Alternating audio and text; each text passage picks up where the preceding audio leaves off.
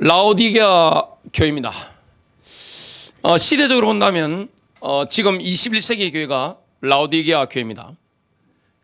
요한계시록에 나오는 아나톨리아 반도에 7교회가 있는데 그런 교회는 지금도 다 있죠. 한 지역 안에 다 모여 있습니다. 그때도 마찬가지였습니다. 그리고 같은 교회 안에도 이런 개인들이 있을 수가 있죠. 그리고 시대적으로 본다면 지금이 라오디게아 교회 시대입니다. 이 라오디게아 교회는요, 누구나 다니고 싶을 만큼 매력적인 교회입니다. 일단 돈이 많아요. 여러분, 교회가 돈이 많으면 뭘 가지게 됩니까? 정치 권력을 획득하게 됩니다. 교회가 부흥하려고 하면 정치 권력과 이렇게 하나가 되면 얼마나 많이 뜨겠습니까? 그냥 기류를 타고 그냥 푹 치고 올라가게 되죠. 그리고 세련된 교회입니다. 라오디게아 교회 안에 들어가 보면 세련된 사람들이 쫙 있습니다. 그냥 보이는 게 달라요. 우아한 교회입니다. 럭셔리한 교회입니다. 지금이 21세기는 포스트 모더니즘 시대입니다. 시대 정신이 포스트 모더니즘이죠. 그 포스트 모더니즘의 시대 정신에 충실한 교회가 바로 라오디게아 교회입니다. 시대 정신과 딱 일치되어 가니까 사람들의 정서에 얼마나 탁탁탁 맞는지 몰라요. 사람들의 그 정서에 거슬리는 게 전혀 없는 교회. 그리고 라오디게아 교회 가보면요, 간정이 넘치는 거예요. 다 간정하는 거예요. 와, 기도를 얼마나 많이 하는지 몰라요. 찬양이 얼마나 뜨거운지 몰라요. 부담되는 게 전혀 없고요. 그리고 막 찬양이 굉장히 뜨거워요. 눈물도 막 흘리고, 야, 예배당에서 이 영적인 초자연적인 기쁨, 행복, 뭐 영적인 감정에 그냥 막혔던 게 막 흐르는, 뚫리는 이런 은혜를 누리게 되는 겁니다. 교리적으로도 시대 사람들의 그 흐르는 시대 정신, 사상과 부딪히는 게 전혀 없는 거예요. 왜냐? 포스트 모더니즘 그 흐름을 그대로 따라가는 교회이기 때문에 찬양에 막 페스티벌 하니까 그냥 행복한 거예요. 그냥 행복하고 메시지도 그냥 부담이 전혀 없고 설교가 굉장히 매끄럽게 이렇게 흘러가죠. 돈도 많고 이런 교회입니다. 근데 교회 안에 딱 들어가서 보면 어떤 특징이 있는가 하면 라오디게아라는 것은 사람이 통치한다는 뜻입니다. 이것은 하나님이 교회를 통치하시는 것과 대조됩니다. 라오디게아 교회는요, 사람이 완전히 통치합니다. 그 안에 뭐가 없습니까? 성령님이 안 계십니다. 사람이 통치하는 교회이기 때문에, 조직이 움직이는 사람이 통치하는 교회이기 때문에 성령님의 인도를 받는 게 전혀 없습니다. 오늘 라오디게아 교회, 오늘 설교와 4월 7일 2부 예배 설교가 같이 이어집니다. 첫 번째입니다. 라오디게아 교회는 돈 많고 세련되고 우아한 교회였지만 예수님이 보시기에 구역질 나는 교회였습니다. 충격적인 거죠. 예수님께서는 어떤 분입니까? 신실하신 분이죠. 예수님은 진실하신 분인데 이런 말씀이 있습니다. 요한계시록 3장 14절, 아멘이시여 신실하고 진실한 증인이시며 하나님의 창조를 시작하신 분이 이 일들을 말씀하시느니라. 예수님은 충성된 분입니다. 예수님은 진실하신 분입니다. 근데 라오디게아 교회는 신실함이 없는 거예요. 주님에게 신실함이 없는 거예요. 교회 가면 행복을 느끼고 기쁘고 감정적으로도 굉장히 좋은 느낌이 있고 메시지도 세상 흐름과 부딪히는 게 전혀 없어요. TV에 나오는 세상 흐름이나 미디어에 나오는 그 메시지 흐름이나 교회 설교가 맥을 같이 하기 때문에 핍박받을 일도 없습니다. 돈도 많아요.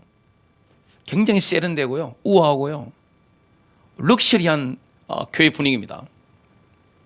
근데 주님이 보실 때는 신실함이 없는 거예요.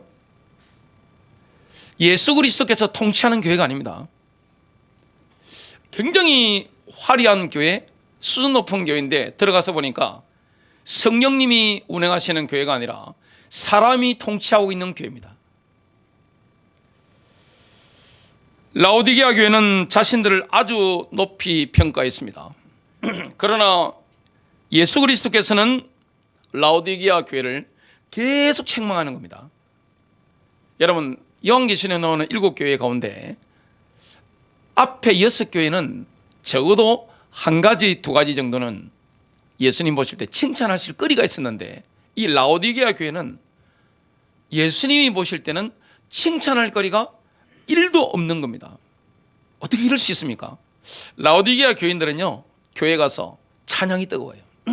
그리고 기도를 얼마나 많이 하는지 몰라요? 막 기쁨이 막 넘치고 행복하고, 설교도 세상 사람들이 와서 예배당에 앉아 있어도 전혀 거슬리는 게 없는 거예요. 왜냐? 포스트 모더니즘의 그 시대 정신의 흐름과 설교가 딱 일치를 하기 때문에 라오디게아 교회는 피부가 받을 게 없습니다. 그러니까 정치 권력과 야합하는 게 전혀 어림이 없어요. 이 라오디게아 교회에 대해서 주님이 뭐라고 말씀합니까? 요한계시록 3장 15절부터 17절입니다. 내가 내 행위를 아노니 내가 차지도 아니하고 덥지도 아니하도다. 나는 내가 차든지 덥든지 하기를 원하노라. 내가 그처럼 미지근하여 차지도 아니하고 덥지도 아니하기 때문에 내가 너를 내 입에서 토해내겠노라.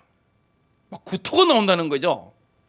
아니, 얼마나 자부심이 대단해요? 여러분, 누구나 다니고 싶은 교회입니다. 교회가 럭셔리합니다. 우아합니다. 세련되어 있습니다. 폼생폼사 시대에 이런 교회 다니면 그냥 얼마나 자부심이 있겠습니까? 나는 어떤 교회 다닙니다. 그러면 그럽니다. 근데 들어가 보니까 사람이 통치하는 거예요. 하나님이 통치하시는 교회가 아니에요. 그 안에 성령님이 안 계신 거예요. 구원이 없다는 거죠. 그러면 메시지가 얼마나 매끄러운지 몰라요? 불신자가 와서 딱 예배당에 앉아 있으면 메신저의 설교를 듣는데 전혀 부담되는 게 없어요. 왜냐? 본인들이 가진 생각과 동일하니까. 근데 예수님이 보시니까 구토가 나오는 거예요. 어떻게 이럴 수가 있습니까? 17절, 내가 말하기를 나는 부자며, 진짜 부자죠. 돈도 많고 수준도 높습니다. 이 교회는 설교 수준도 굉장히 높습니다. 부요하고 아무것도 부족한 것이 없다고 하지만 돈이 넘치고 인력이 넘치는 거예요. 이런 교회는요, 하려고 하면 뭐든지 할 수 있습니다. 정치 권력, 경제 권력과 손을 잡았기 때문에 막강합니다. 영향력이 막강합니다. 너는 비참하고 가련하며, 예수님께서 전혀 다른 말씀을 하시죠. 자부심이 대단하고 우리 교회가 최고라고 하는데 너는 비참하다, 너는 가련하다, 너 불쌍한 인생이다, 너는 눈이 멀었다. 본인도 눈이 엄청 밝다고 생각합니다. 근데 너는 눈이 멀었다. 헐벗은 것을 알지 못하는도다. 너는 벌거벗었다. 여러분, 라오디게아 교회 정도 되면요, 웬만한 메이커 가지고 메이커 옷을 입은 분들은 그 교회 다니기 힘듭니다. 부자들이 입는 그 메이커가 있잖아요. 럭셔리합니다. 겉으로 보더라도. 이렇게 얼마나 우아한지 몰라요? 세련된 사람들이 쫙 앉아있는 교회, 수준 높은 교회, 설교도 세상의 정치인들이 들어도 전혀 부담 없는 설교, 그리고 예배당에서 그냥 찬양이 뜨겁고 기도가 막 뜨겁기 때문에 그냥 행복해요. 기쁘고 감정적으로도 그냥 뭔가 팍 오는 겁니다. 야, 오늘 교회 잘 왔다 이래 되는 겁니다. 그게 바로 라오디게아 교회입니다. 근데 예수님이 너 헐벗고 너 가난하고 비참하다, 너 벌거벗었다, 이 말씀을 하십니다. 이 라오디게아 교회 10km 근방에 히에라폴리스가 있습니다. 지금 티르키에 가면 파무칼레라고 있습니다. 저도 다녀왔는데 굉장히 온천으로 아름다워요. 거기서 온천수가 뜨거운 게 막 이 상수도관을 통해서, 돌로 된 상수관을 통해서 쫙 오니까 오는 중에 식어버립니다. 그걸 먹으면 구토가 나온답니다. 현지인들이 이야기를 합니다. 지금도 그래요. 그걸 주님이 말씀하시면서 뜨겁다는 것은 뭡니까? 구원받았다는 걸 말하는 거죠. 진실로 구원받은 성도들을 말하는데 그게 없는 거예요. 지금 본인들은 예배당 가서 뜨겁게 찬양하고 기도 가운데 초자연적인 뭔가 체험을 하는 거예요. 기쁘고 행복하고 정말 예배당 갔다 오면 기분이 아주 좋아요. 오늘 설교 정말 멋진 설교 들었다. 포스트 모더니즘에 딱 맞는, 시대 정신에 맞는 설교 패턴입니다. 근데 예수님이 보실 때 교회는 그리스도의 신부잖아요. 신실함을 저버린 거예요. 쉽게 말하면 정조를 저버린 겁니다. 순결함이 전혀 없는 교회. 지금 나는 부자이며 부유하다 이렇게 자기 기만에 빠져 있는 이유가 뭡니까? 영적으로 보면 가난하고 눈이 멀고 벌거벗고 있기 때문에 자기 기만에 빠져 있는 거예요. 야, 우리 교회 최고야. 목사님 설교 최고야. 우리 교회 찬양 최고야. 우리 교회가 이렇게 기도 많이 해. 이런 겁니다. 배교라고 하는 것은, 라오디게아 교회는 배교하는 교회, 믿는 도에서 떠나는 겁니다. 배교라고 하는 것은 누구나 알고 있다고 공언하는 진리에서 벗어나는 것을 말합니다. 신앙의 본질에서 벗어나는 거예요. 진리에서 벗어나는 겁니다. 배교자들은 실제로는 진리를 거의 모릅니다. 머리로는 알고 있죠. 다 배웠으니까. 오히려 누구나 알고 있다고 공언하는 진리에서 다 배교자들은 벗어나 있습니다.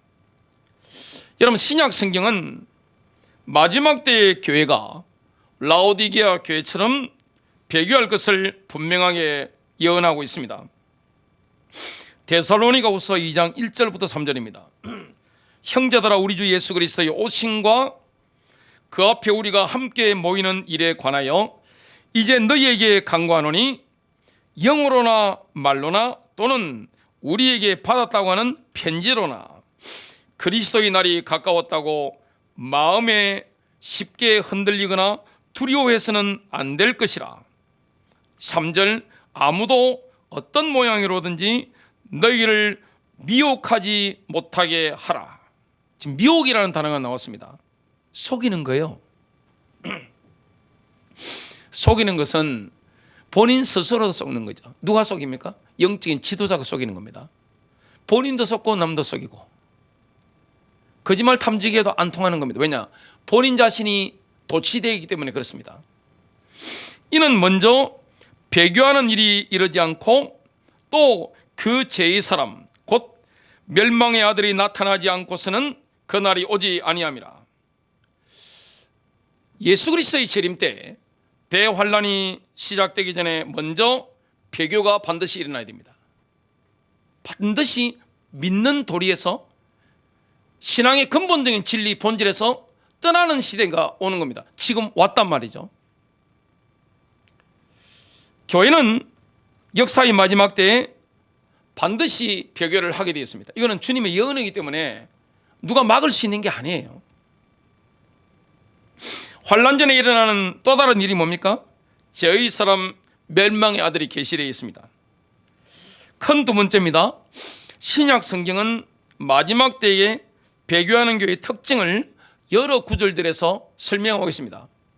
그 배교를 하게 되는데 누구나 지금 알고 있다고 공언하는 진리에서 벗어나는 게 배교인데 그 배교의 특징이 있습니다.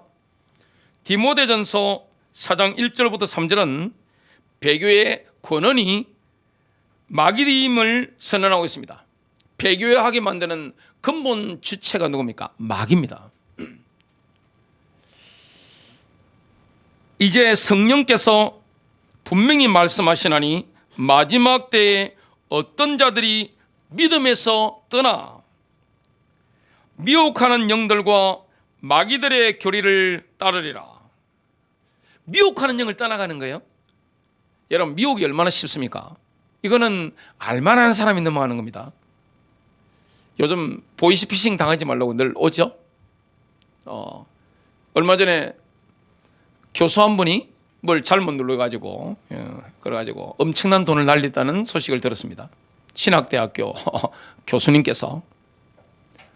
검사님도 당하시더라고요. 그리고 보이스피싱 전문적으로 다루는 판사님도 당하는 걸 봤습니다. 누가 미혹당합니까? 목사님도 당하고 교회 수십 년 다닌 분들이 당하는 겁니다. 그냥 확 넘어가는 거죠. 다른 것은 쏘가도 돈 몇백만 원, 몇천만 원 날리는 겁니다만은 만일 영적인 세계에 미혹당해 버리면 어떻게 됩니까? 그냥 영혼까지 탈탈 털어서 다 넘어가는 거죠. 근데 그 근본 근원이 누굽니까? 마귀입니다. 마귀를 우습게 보면 안 됩니다. 걸렸다면 그냥 팍팍 꺾는 겁니다. 여러분, 마귀는요 거짓을 말할 때마다 제 것으로 말합니다.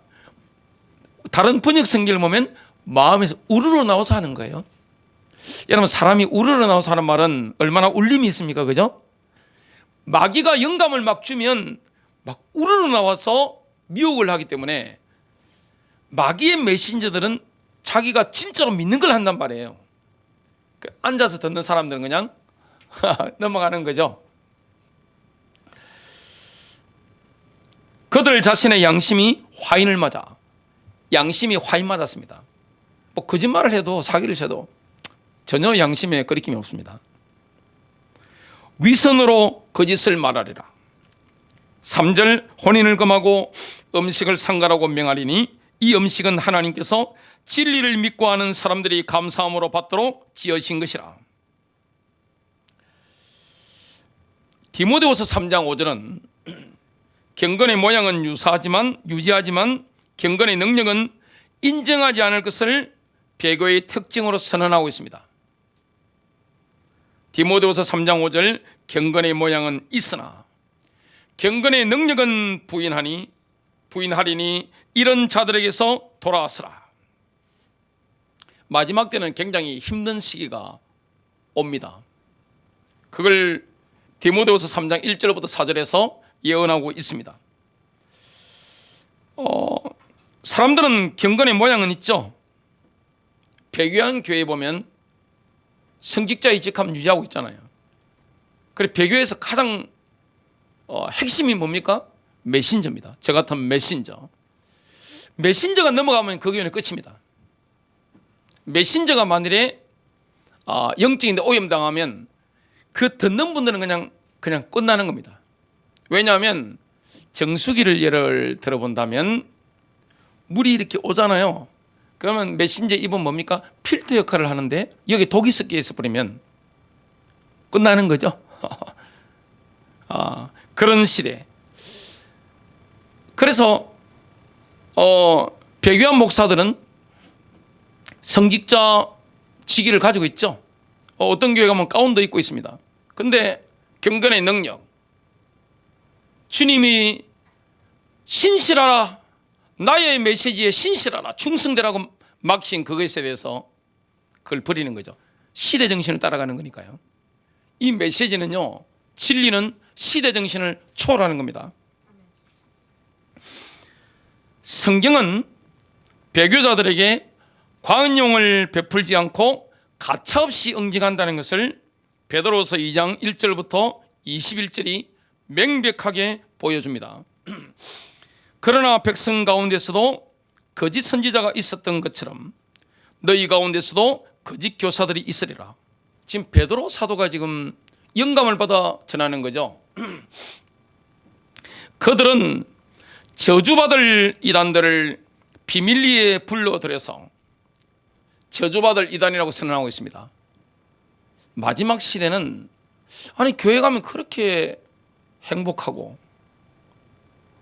기쁘고 좋은 기분을 느끼게 만들어주고 설교가 세상의 시대 흐름과 딱 맞게 하기 때문에 부담도 되지 않고, 왜냐하면 내 생각과 거스르는 게 전혀 없기 때문에.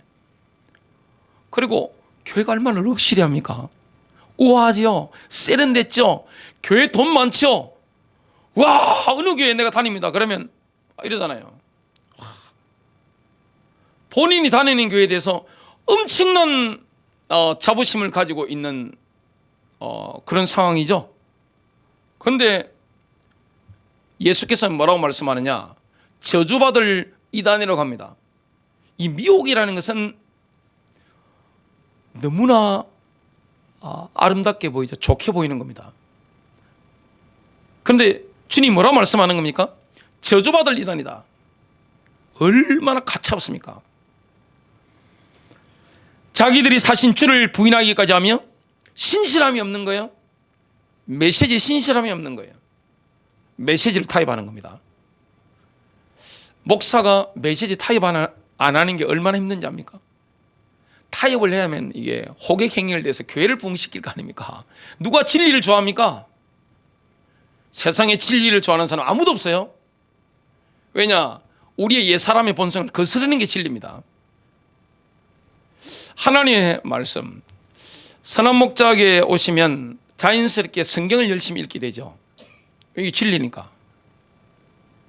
그런데 이 말씀은 우리에게 얼마나 교훈과 책망과 바르게 함과 의로 교육하는 게 많습니까?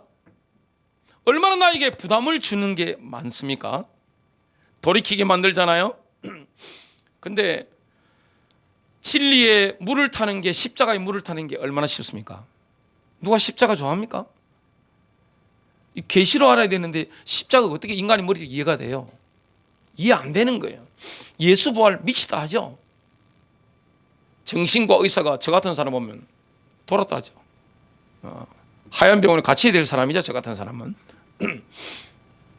예수의 재림, 노아 시대는 지금도 마찬가지입니다. 미치다 하죠. 그들은 저주받을 이단들을 비밀리에 불러들여서 자기들을 사신 주를 부인하기까지 하며 급격한 파멸을 스스로 불러들이느니라. 또한 많은 사람들이 그들의 파멸의 길을 따르리니 정서에 맞기 때문에 따라가는 겁니다. 자기가 원해서 따라가는 거이 파멸받을 망할 이단들은요. 그들로 인하여 진리의 길이 비방을 받을 것이라.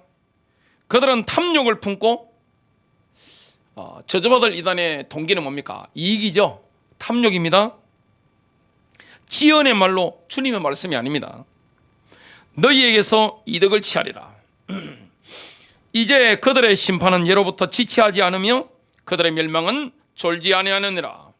하나님께서는 죄를 지은 천사들조차 아끼지 않으시고 지옥에 던져서 흑암의 사슬에 내어주어 심판 때까지 가두어 두셨으며 또 옛 세상을 아끼지 아니하셨으나 여덟 번째 사람인 의의 전파자 노아는 구원하시고 경건치 않은 자들의 세상에 홍수를 내리셨느니라.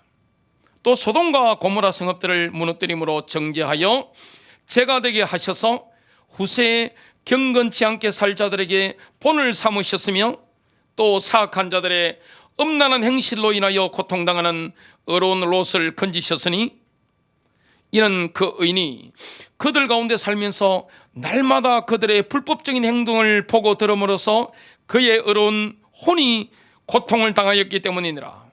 주께서는 어떻게 경건한 자들을 시험에서 구해내시고 불의한 자들을 형분에 처할 심판의 날까지 가두실 것을 아시느니라.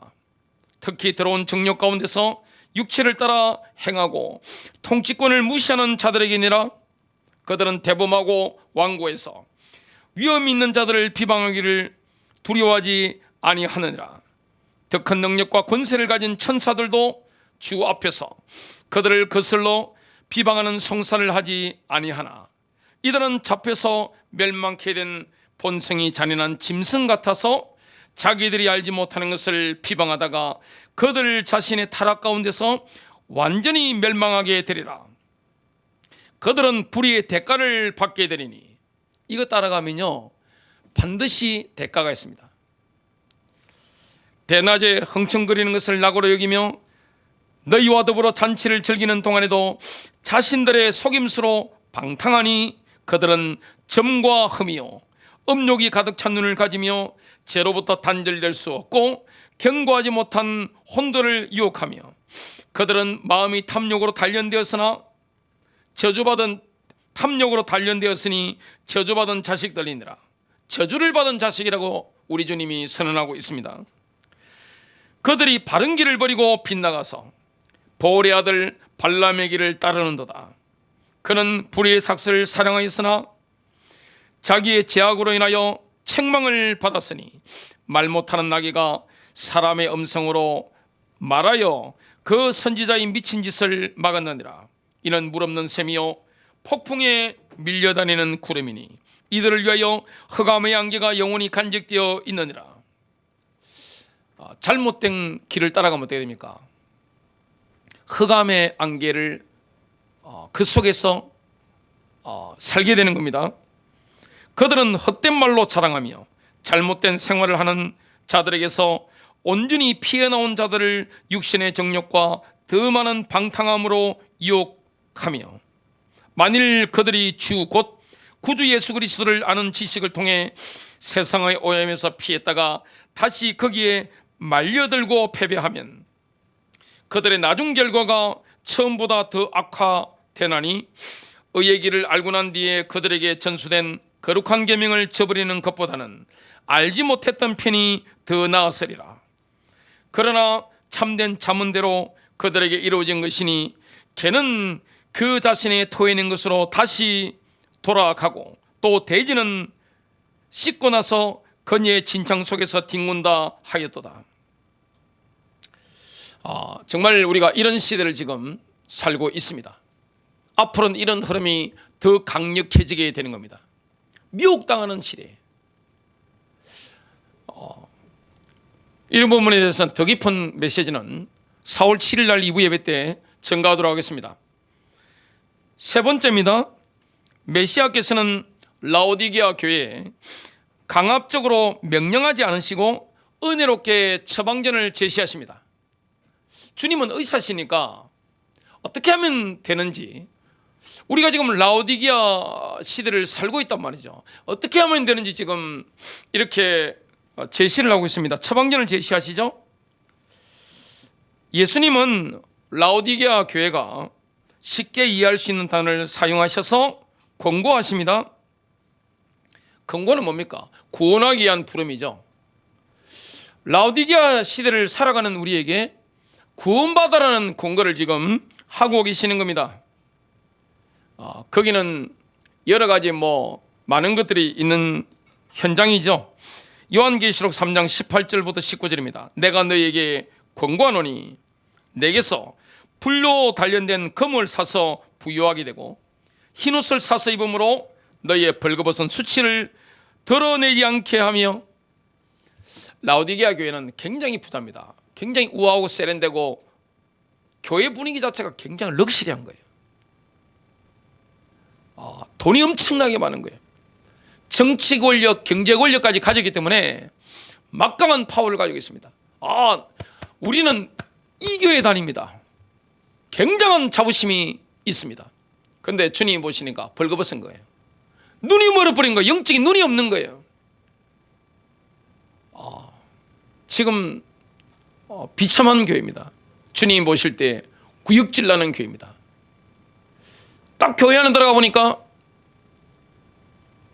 예수님이 통치하시는 교회가 아니라 사람이 통치하는 거예요. 주님이 엄청나게 지금 놀라십니다. 본인들이 지금 다니고 있는 교회에 대해서 대단한 자부심을 가지고 있는 사람들을 향해서 예수님께서 뭐라고 합니까? 너 구역질 난다.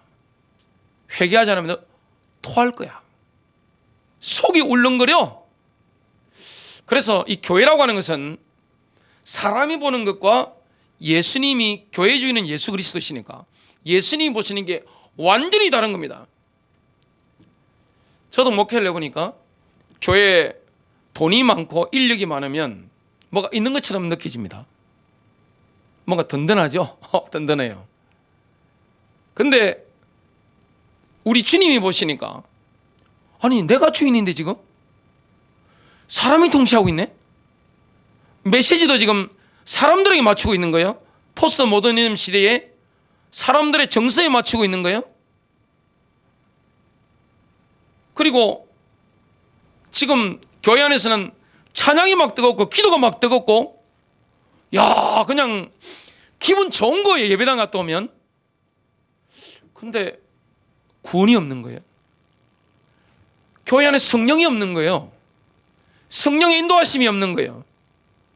근데 본인들은 자부심이 넘치는 거예요. 모든 거 다 가진 거예요. 이런 교회, 주님이 뭐라고 말씀하느냐? 흰옷을 사서 입음으로 너희의 벌거벗은 수치를 드러내지 않게 하며 또 안약을 내 눈에 발라 보게 하라. 왜 안약을 사야 됩니까? 그리스도의 비밀을 보지 못하는 겁니다. 왜냐? 신실함이었기 때문에, 진리를 떠났기 때문에. 19절, 내가 사랑하는 자마다 책망하고 징계하노니. 그래도 예수님은 라오디게아 교회를 사랑하십니다. 그러므로 열심을 내고 회개하라. 라오디게아 교회가 금과 흰옷과 안약을 사려하지 않자 예수님께서는 이제 무대를 시장에서 집으로 옮겨서 공고하십니다. 참 우리 주님은 사랑의 주님이세요. 한 영혼이라도, 한 교회라도 지금 건져보시려고 1차 공고가 안 통하니까 시장에서 지금 집으로 무대를 옮기시는 거예요. 다시금 부드럽게 권고하시는 거예요. 예수님은 너 죽어? 이거 없습니다. 야, 너 조폭두목이 아니에요. 예수님은. 예수님은 근본 심성이 사랑이시기 때문에 부드럽게 권면하시는 거예요. 권고하시는 거죠. 메시아께서는 라오디게아 교회 밖에서 계속 문을 두드리십니다. 요한계시록 3장 20절입니다. 보라, 내가 문 밖에 서서 두드리노니 두드리노라. 누구든지 내 음성을 듣고 그 문을 열면 내가 그에게로 들어가서 그와 함께 먹으며 교제하고 싶다는 거죠. 지금 라오디게아 교회는 성령이 없는 거예요. 성령 인도하심이 없는 거예요. 교리가 잘못됐고 하나님이 통치하는 교회도 아니고 예수님이 주인 된 교회도 아니고 사람이 다 주인 돼가지고 통치를 하고 있는 거예요. 사람이 움직이는 교회예요. 근데 예배당에서는 찬양이 뜨거워요. 와, 기도를 하니까 뭔가 시원하단 말이에요. 예배 마치고 나면 아주 좋은 느낌을 가지고 돌아갑니다. 문제가 없어요. 잘못된 게 없잖아요. 기분 좋게 만들어주잖아요. 행복하게 만들어줍니다. 근데 주님은 다시 공고하시면서 문을 두드리시는 거예요. 교제하자. 교회는 그리스도의 신부입니다. 제일 중요한 게 뭐죠? 신실함입니다. 충성스러운 거예요. 영적인 순결을 지키는 게 가장 중요한 겁니다. 누구나 다니고 싶은 교회, 우아한 교회, 세련된 교회, 럭셔리한 교회, 돈 많은 교회, 그냥 굵직굵직한 사람들이 많은 교회. 근데 예수님 보시니까 눈 멀었죠? 벌거벗었죠? 헐벗은 거예요. 너무너무 가난한 거예요. 영적인 것은 전혀 없는 거예요. 이걸 어떻게 분별합니까? 여러분 받아들일 것 같아요? 여러분 받아들이겠습니까? 못 깨닫습니다. 어떻게 깨달아요 이걸? 우리가 그냥 성경을 보니까 참 라오디게아 교회 심하네 싶은데, 저도 이런 경험을 주님이 한테 당해봤는데 못 깨닫더라고요. 왜냐? 내가 지금 잘하고 있는데 뭐. 목이 힘들어가 있고 목에 이렇게 잘하고 있는데 다 귀찮잖아요. 그냥 어떻게 깨달아요? 못 깨닫습니다. 그 주님은 사랑이세요. 시장에서 이거 안 되니까 공고하는 무대를 시장에서 집으로 옮기시는 거예요. 두드리시는 거예요. 왜냐? 구원하고 싶어서. 주님이 주인 되고 싶으셔서 이렇게 하시는 거예요.